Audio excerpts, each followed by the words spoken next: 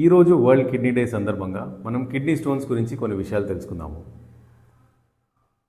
ఈ సమ్మర్ సీజన్లో dehydration most common cause of kidney stones కావచ్చు. ఎందుకంటే మనం వాటర్ లెవెల్ తక్కువగా తీసుకున్నప్పుడు మన యూరిన్ అనేది బాగా కాన్సన్ట్రేటెడ్ స్టేట్లో ఉంటుంది. ఈ కాన్సన్ట్రేటెడ్ యూరిన్లో మనకి కాల్షియం ఇంకా యూరిక్ యాసిడ్ క్రిస్టలైజ్ అయ్యి స్టోన్స్ ఫామ్ అయ్యే ఛాన్సెస్ ఎక్కువ ఉంటుందన్నమాట. సో ఇవి రాకుండా మనం ఎలా ప్రివెంట్ చేయాలి అంటే, ఒకటి, రోజుకి ఖచ్చితంగా 3 నుంచి 4 లీటర్ల ఆఫ్ వాటర్ తీసుకోవాలి. అదే కాకుండా సాల్ట్ కన్జంప్షన్ తగ్గించుకోవాలి. సాఫ్ట్ డ్రింక్స్, జంక్ ఫుడ్స్ ఇవన్నీ కన్జంప్షన్ తగ్గించుకోవాలి. ఇంకా balance diet mixed with fruits and vegetables ఉంటే మనము ఒక హద్దు వరకు ఈ కిడ్నీ స్టోన్స్ని మనము ప్రివెంట్ చేయొచ్చు.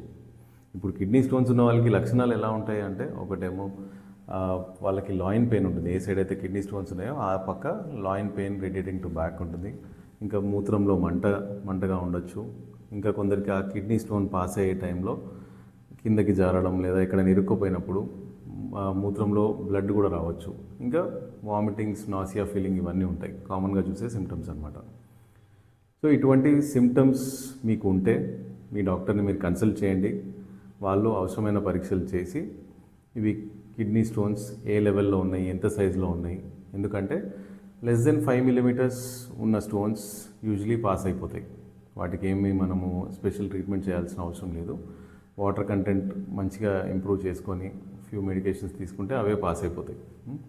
అదే 5 to 10 mm ఉంటే we can wait and watch. కానీ 1 సెంటీమీటర్ కన్నా ఎక్కువ ఉన్న స్టోన్స్ యూజువలీ పాస్ అవ్వవు. ఎక్కువ రోజులు వెయిట్ చేయడం వల్ల ఆ యూరిన్ ప్యాసేజ్ అనేది అబ్స్ట్రక్షన్ జరిగి మన కిడ్నీ వాప్ అనేది రావచ్చు. ఇంకా మనం అలాగే డిలే చేస్తూ ఉంటే కిడ్నీలో ఇర్రివర్సిబుల్ చేంజెస్ కూడా వస్తాయి అప్పుడప్పుడు. సో ఇటువంటి ప్రాబ్లమ్స్ ఉన్నవారు ఎవరైనా మా సర్జికల్కి రండి. మా దగ్గర ఎక్స్పర్ట్ ఒపీనియన్ తీసుకొని దీనికి సరైన ట్రీట్మెంట్ పొందండి.